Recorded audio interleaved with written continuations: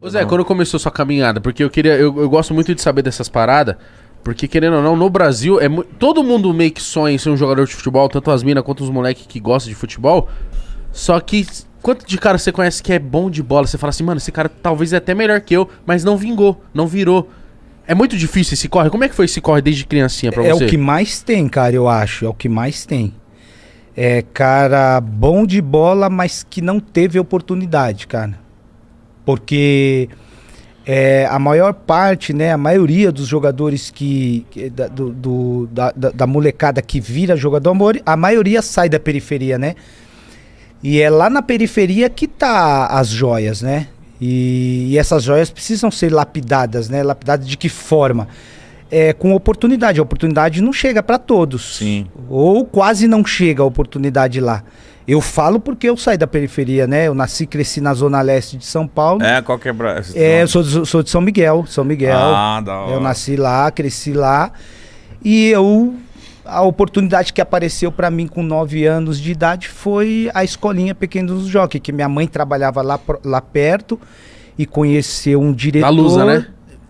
Ela trabalhava perto da Portuguesa e em um dos serviços do trabalho que ela teve, e trabalhou perto do Pequenos do Jockey também. Então ela ficou sabendo, através de um diretor do Pequenos do Jockey, que a escolinha já começava com 9 anos. E aí quando eu completei 9 anos, ela me levou no Pequenos do Jockey. Mas com 9 anos você já tinha desenvolto? Eu já tava na rua, eu já tava ralando o joelho, eu já tava arrancando o tampão do dedo, porque não tinha chuteira, né, para jogar na época, não tinha condições também. Então na rua o pessoal já me olhava e falava, pô, esse neguinho aí é embaçado, ele é diferente, ele é diferente.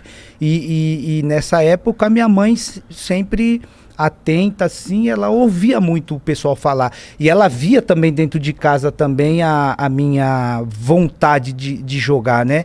De jogar bola. Eu não largava a bola, era bola de manhã até a noite. Então ela viu que eu gostava e me levou pra escolinha. E aí eu comecei, foda, cara. E o legal da escolinha, assim, até relatar, né? O Igão perguntou como foi o meu começo. É que a escolinha Pequenos do Jockey era uma escolinha que você tinha que pagar para jogar nela, né? Pequenos do Jockey você tinha que pagar uma mensalidade. Mas eu não tinha condições. E aí a minha mãe falou com o presidente, seu Guimarães, e ele deixou eu jogar como carente. Falou, não, poxa, o menino tem talento.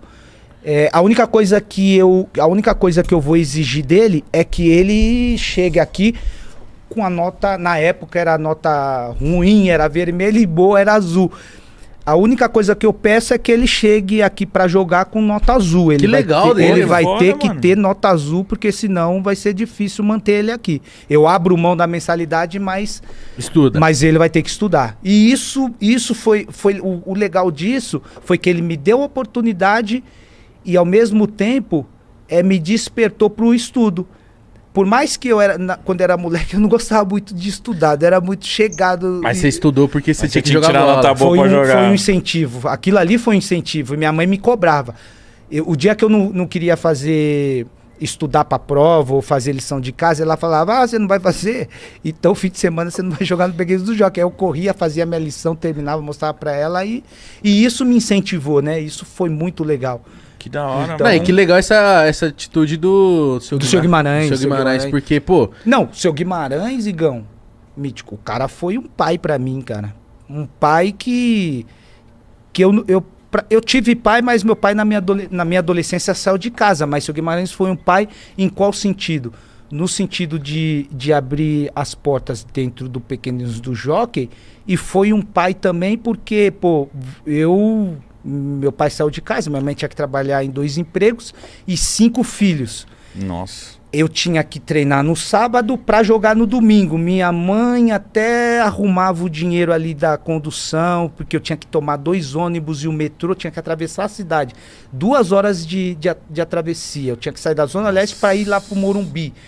Então era 2 ônibus do metrô, baldeação, descia na Sé, Angabaú, subia Parque Dom Pedro, caralho, e pegava o ônibus pra cair no Jardim Colombo. Então você saía muito cedo? Eu saía muito cedo de sábado, só que sábado eu ia treinar, no domingo eu tinha que jogar. E como que eu voltava pra jogar no domingo, sendo que só tinha o dinheiro do sábado? E aí? Seu Guimarães me levava pra dormir na casa dele. Caralho. Vários fins de semana eu fui dormir na casa do seu Guimarães, só que o grande problema não é nem esse. O grande problema é que, de tanto eu dormir na casa do seu Guimarães, me apelidaram de neguinho mijão, porque eu mijava na cama na época. Caralho, ele liberava a casa dele e você mijava lá, mano. Mijava porque, mano, imagina, 10, 11, 12 anos, eu mijei até os 12. Você mijou até... Mano, eu não era muito de não mijar. Era de mijar na cama. Mas por que você Eu era mijo até safado? hoje. Você sabia que você tava fazendo merda, mas você mijava. Então, eu mijava na cama porque eu dormia na minha casa. Por que que eu descobri que eu mijava na cama? Porque na minha casa a gente dormia numa beliche 3 irmãos. Imagina você dormindo com 3 irmãos. Tá quentinho, a cama tá quentinha. Sim. E na hora de você fazer o xixi, você acha que você quer ir pro banheiro? Quer não. Você vai mijar na cama, tá quentinho. Mano. Aí eu mijei até os 12, velho. Só que... É preguiça mesmo, mano. O cara mijava de preguiça. Ah, não, vai ficar melhor. Vai ficar melhor, vai ficar quentinho. Só que o ruim, velho, é que quando o seu Guimarães me convidava pra ir dormir na casa dele, pra mim era um alívio, porque, poxa, se ele não me convida, eu não ia pro jogo. Só que ao mesmo tempo, pra mim era complicado, porque, cara, eu não conseguia parar de mijar. E eu mijava não colocou um plástico? Não. Você já pediu ajuda, gente. Vamos colocar um plástico aí pra me ajudar, que eu tenho uma mania de mijar. Eu percebi que depois a esposa do seu Guimarães, ela começou a colocar plástico. Quando eu percebi isso. Só que o ruim pra mim é, imagina ser molequinho, pô, e os moleques te chamando. Zoa, né? Ó o mijão. Zoa. Ó o mijão tá pegando. Aí fiquei com o apelido de mijão. Bom apelido. Mas aí você ficou quanto tempo nessa escolinha pra você começar a galgar outros lugares? Então, o Pequenos do Jockey, você, na minha época, entrava com 9 para 10 e você podia jogar lá só até os 14. Porque depois, quando completa 14 anos, o seu Guimarães sempre achou que é a idade limite para você, quem tem talento... E procurar um clube, procurar um clube, né? Então, o prazo que ele dava era até 14 anos. E aí, quando eu completei 14 anos, foi quando eu saí do Pequeninos do Jockey, foi a última excursão que eu fiz para a Europa com eles. E quando eu voltei, eu fiz um teste no Palestra de São Bernardo, na época, porque teve um diretor lá que me viu jogar no time do meu bairro e me levou para fazer uma avaliação. E eu passei na primeira e estava indo bastante tempo já lá nesse time. E aí quando eu tava... Mas não tava recebendo nada? Não tava. Ali era um parto para conseguir um dinheiro da condução para ir 3 vezes por semana, que os treinos eram 3 vezes por semana. Ai, e aí eu jogando lá já tinha umas 3 semanas, 14 para 15. Foi quando aconteceu uma fatalidade em casa, na minha família, né? Foi quando eu perdi a minha irmã mais velha, braço direito da minha mãe, e a Rejane, né? E aí quando ela faleceu, nessa época eu tinha 14 para 15, saindo do Pequeninos e tentando um time de formação ali, que era o Palestra de São Bernardo. Foi bem nesse período que eu desisti, foi quando eu desisti de querer jogar. Foi quando a minha irmã faleceu e eu cheguei na minha mãe, porque ela era o braço direito, ela que trazia o sustento dentro de casa, éramos em 5. E eu falei para minha mãe que eu já estava indo já 3 semanas e os caras não me federavam, não tinha... Ela era a Rejane que dava o dinheiro da condução. E aí, quando a gente perdeu ela, eu falei pra minha mãe, não quero mais, eu vou parar, eu vou trabalhar, porque eu não tinha nem a presença do meu pai mais, meu pai já tinha saído uns meses atrás de casa, aí a minha mãe trabalhando em 2 empregos, e o falecimento da minha irmã, e aí eu fui procurar emprego, aí eu fiquei uns 6 meses trabalhando, sem jogar, e eu já tinha um emprego, pô. Eu jogava de fim de semana num time... no Beira Rio, que era o time do meu bairro, que o diretor era o Sabesp, na época ele me levava, me dava 50 conto por jogo, ele até me pagava um dinheirinho, me pegava em casa, me levava a jogar, me dava 50 conto, e esse dinheiro ajudava no sustento de casa. De quê? Eu era office boy, pô, office boy, tava felizão. Ficava batendo 15 perna? anos, 15, 14. Eu tava pra jovem aprendiz, já pra assinar a carteira. Fiquei 3 meses jovem aprendiz. Depois de 3 meses, assinaram minha carteira de office boy. E aí eu comecei a trabalhar, pô. Eu falei pra minha mãe que não queria jogar mais. Tô decidido a trabalhar, quero ajudar a senhora aqui. Vejo o sacrifício da senhora tendo que trabalhar em 2 empregos e fui trabalhar. E aí foi quando eu, já 6 meses de trampo ali, carteira assinada, já tinha o meu ticket de refeição, vale transporte, tava felizão, tirava um dinheirinho para comprar uma calça, um tênis, para ir bem vestido pelo menos para a escola, e o resto eu dava para minha mãe. O resto que eu falo não era muito, negava, acho que na época 2 salários mínimos, né, mais ticket de refeição e vale transporte, pô, eu tava felizão. Então, tava bem, eu tava felizão, tava top. E aí, do nada, minha mãe apareceu em casa falando que fez a minha ficha, o meu cadastro, né, a ficha na Portuguesa, na peneira que ia ter na Portuguesa e na peneira que ia ter no Corinthians. Que da hora, mesmo assim ela não desistiu do sonho. Ela sabia que no fundo ele queria. Vocês não sabem, ela fez isso e aí eu questionei ela, eu falei, mãe, você tá louca, eu tô feliz aqui no meu trabalho. Eu não vou. 2 salários mínimos? 2 salários, pô, vale transporte, de refeição, ainda às vezes eu consigo até na época, se você descia por trás, você conseguia segurar o vale transporte, o vale transporte você podia trocar. Em dinheiro. Pegar um dinheirinho. Pegar dinheiro. Isso, pô, eu meti essa direto. E aí ela falou, eu falei, não, tá louco, eu não vou não, pô, tô legal aqui no meu trabalho, tô felizão, e eu tô até com moral na escola, o pessoal fala, pô, você tá trabalhando, tá com tênis novo? Eu falo, tá trabalhando do quê? Office boy na quebrada na época era bem visto. Porque ganhava um dinheirinho, comprava sua calça ali, Zump na época, é que vocês são novos, vocês não tô ligado, minha mãe fala da Zump. Zump era embaçado, tinha uma Zumpzinha, conseguia um Adidas de couro ali, ou às vezes um quichutinho pra bater uma bola. Então eu conseguia, com meu saláriozinho, comprar pelo menos um tênisinho. Então eu tava feliz, pô. Ia pra escola já bem vestido. E aí, quando ela veio com essa, fiz a sua inscrição na Portuguesa. Daqui 2 meses a gente vai lá fazer a peneira. Aí eu falei, mãe, eu não vou não. Eu não vou porque eu tô trabalhando. E a senhora também, como é que a senhora vai me levar? Porque ela que sempre me levou, né?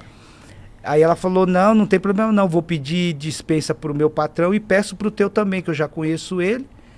Aí ela pediu dispensa e o patrão me dispensou, eu torcendo pra ele não me dispensar, né? Sério? Na semana eu até falei pra ele, se eu não me engano o nome dele era Sr. Edivaldo, falei, Sr. Edivaldo, minha mãe vai chegar aí e ela vai falar de liberar pra fazer a peneira aí num clube, fala pra ela que durante a semana a gente vai ter bastante serviço aqui, eu vou ter que entregar bastante carta, vou ter que ir no banco, eu não tô afim de ir não, eu falei isso pra ele, pô. Só que aí eu não sei qual foi a artimanha dela que ela falou com ele e aí ele acabou Talvez me liberando. Ela sabia que você ia conversar com ele. Pode ser. Aí ele acabou me liberando. Aí quando ele me liberou, eu falei, agora não tem jeito, vou ter que ir. E aí foi quando eu fui. Aí... E aí, mas você chegou lá pra fazer um teste? Ou... Não era nem teste, não. Era peneira, Era né? peneira, mano. Teste é indicação. Alguém te indica, você vai e faz teste no time da tua categoria, da tua idade. Peneira, você faz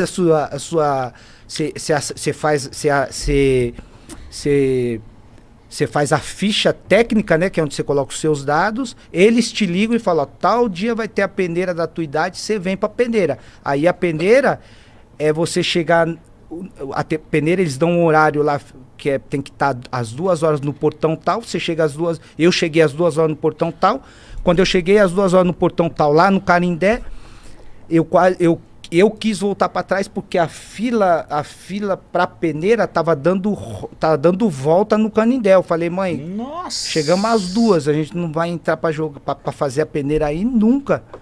Eu falei para ela, eu tô sem almoçar, como é que a gente vai fazer peneira aí ainda porque sem almoçar? Porque eu vou correr no sol. A bichinha abriu a bolsa dela e falou, não, a questão de comida não é o problema não, eu fiz um pão com mortandela, te trouxe um teu pãozinho com mortandela.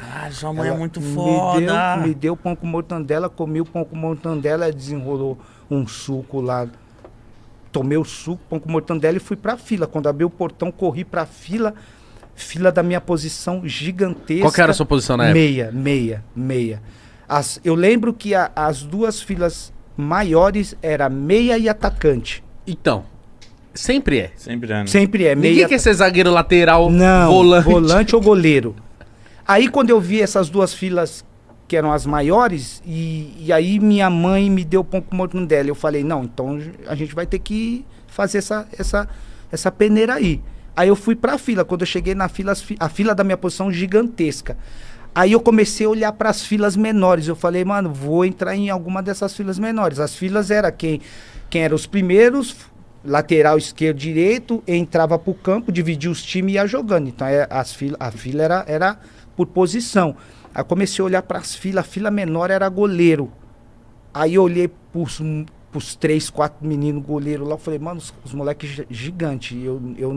Eu tenho até medo de quando eu jogo bola 3 dentro, 3 fora, quando a gente jogava na rua, os caras soltavam a bica, eu tinha medo de pegar, porque o goleiro não dá pra mim. Vou na lateral direita, que era menorzinha. Aí eu falei, putz, lateral direito, mano. Pé invertido. Pézão direito eu só uso pra subir no busão, só no ônibus. Pra chutar eu só uso a esquerda, direito não vai dar certo. Fui pra zagueiro, zagueiro central, posição dos dois zagueiros, zagueiro com pé canhoto, com o pé destro.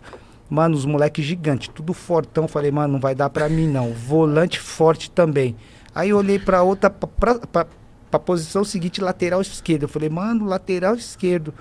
A fila tá pequena, eu sou canhoto. Vou na lateral. E fui, pô. Fui entrar 7 horas da noite pra fazer a peneira. Na lateral, eu fui assim mesmo. Cheguei lá pra jogar. O treinador acho que já estava bem cansado, né? Desde meio-dia lá. Quando eu entrei para jogar, deu 10 minutos, ele apitou. Todo mundo correndo atrás da bola, porque você não guarda a posição, você quer fazer gol, você quer dar uma assistência. Você quer se aparecer. Você quer se aparecer. Então, para aparecer, você tem que correr atrás da bola. Lembro que nem na bola eu quase toquei. Terminou, ele juntou a molecada, que éramos os últimos, e falou, ó, de vocês que jogaram aqui, o único que foi aprovado foi você. Aí apontou assim na minha direção, né? Eu até levantei o braço. Aí ele fez assim, não é você não, é o menino aí do lado.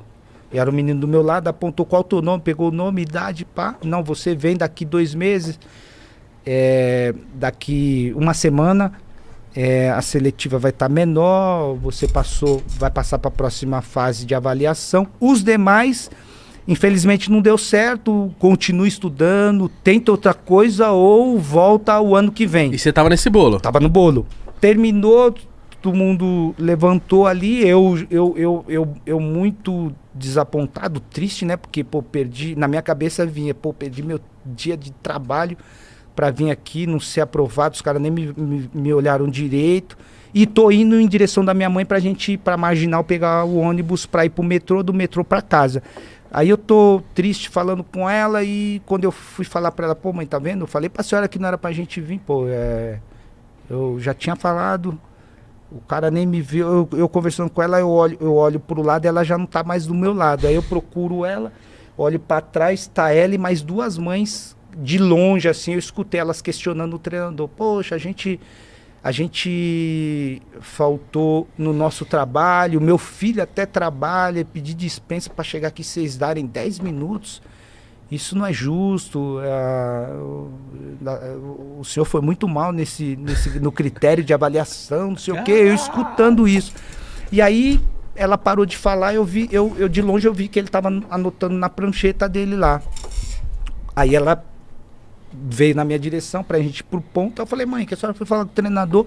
Falei, não é justo, poxa, a gente tá aqui desde do meio-dia, abriram o portão, ficamos nessa fila aí, deram 10 minutos pra você, não sei o que. Eu fui falar isso pra ele, mas ele anotou o teu nome. Quarta-feira você vai voltar. Olha, mano. Foi, mano. Quarta-feira você vai voltar e a seletiva vai ser menor, você vai ter mais tempo pra eles te avaliarem. E eu vou falar de novo com o seu patrão. Olha. Aí foi assim, mano. E aí ela falou de novo com o meu patrão, ele me liberou e eu fui de novo. Lateral esquerdo de novo. Aí eu fui como meia, porque já tinha menos garotos, né? Era, não era aquela quantidade enorme, já era menos, né? Já era mais uma seletiva. Então eu consegui fazer a avaliação na minha posição e aí a partir daí eu fui voltando todas as quartas-feiras. E aí, para voltar todas as quartas-feiras, eu não tinha o dinheiro para voltar todas as quartas-feiras. Eu lembro que nenhuma quarta-feira a minha mãe tirava o dinheiro da mistura, que a mistura era um ovo, às vezes a sardinha. Quando ela tirava na quarta-feira o dia da mistura, ela pedia emprestado na outra. Mas eu não deixei de ir em nenhuma das quartas. Ela sempre conseguiu buscar o recurso que não tinha dentro de casa. Então eu costumo dizer que a minha mãe, ela mesmo sem ela saber, ela foi uma empreendedora dentro de casa. Ela investiu em uma empresa que para muitos não tinha futuro. Ou, para muitos, uma empresa que ninguém tinha a garantia que ia dar certo, nem ela. Mas ela investiu o que ela tinha, o mínimo que ela tinha. E o mínimo era a mistura ou um dinheiro emprestado. E quando eu falo dela, eu sempre falo que mesmo que no processo da nossa caminhada, sempre vai acontecer situações que vão fazer a gente desanimar, retroceder ou fazer o que eu fiz, enterrar o meu sonho. Mas sempre no meio desse processo vai ter alguém que vai nos incentivar, vai ter alguém que vai nos estimular, vai ter alguém que vai falar para você, tenta de novo, vai mais uma quarta. E eu sei que eu estou falando isso aqui e vocês chegaram, hoje vocês têm o podcast de vocês, o Potipá de vocês. Quando vocês começaram, eu tenho certeza que... Muita gente não botou fé. O apoio foi poucas pessoas que apoiaram. Sim. Sabe por quê? Porque todo começo de um projeto que venha a ser lançado, todo projeto precisa de um investimento. Eu sei que no começo não tinha investimento. Vocês tiveram que se virar nos 30 para chegar aqui hoje. Mas vocês chegam aqui hoje estourando, mas ninguém sabe o corre por trás. E quando me falaram para vir aqui falar com vocês, eu tinha certeza que a gente ia falar desse corre por trás. Porque é fácil falar do Zé Roberto, que jogou no Bayern de Munique. Quero aproveitar até a oportunidade, que eu tô vendo lá atrás um varal lá com as camisas pesadas, com os nomes pesados. Talvez essa camisa aqui sirva para aqui também. Mas lógico. Com certeza. Tem teu nome essa camisa aí? Não sei, vamos ver. Vamos dar spoilers agora. Vamos ver se tá com nome ou tá sem nome. Essa aqui é pra vocês colocar naquele varal lá. Eu quero. Nossa, irmão. Zica, hein? Tá com nome. Tá com nome e tá assinada. Igão, tem que estar com o nome porque Bayern de Munique foi o time que eu joguei mais tempo na minha Sua carreira. Na minha carreira. Foram 6 anos, né? Então, além de ter jogado 6 anos, hoje eu sou um embaixador do Bayern de Munique, né? Você é embaixador do clube? Eu jogo pelos Legends, né? Do Bayern de Munique. Aí a galera fala, pô Zé, você parou de jogar e você ainda continua treinando, você tá no shape. Eu gosto de me manter porque, primeiro, qualidade de vida, né? Vida saudável foi praticamente o que eu vivi a minha vida toda. E outra, eu gosto de me manter porque o Bayern de Munique tem um time de Legends, né? E eu quando vou pra lá jogar, eles fazem 3 jogos por ano. Quando eu vou pra lá, eu quero sempre representar bem essa camisa que foi basicamente assim, uma camisa que trouxe muita história na minha carreira, né? E quando eu falo de história, não tem como você falar de história mencionando só o Bayern de Munique, sendo que lá atrás, que foi onde eu tive que dar os primeiros passos e ter esses relatos aqui, eu acho que é importante. Eu fiquei muito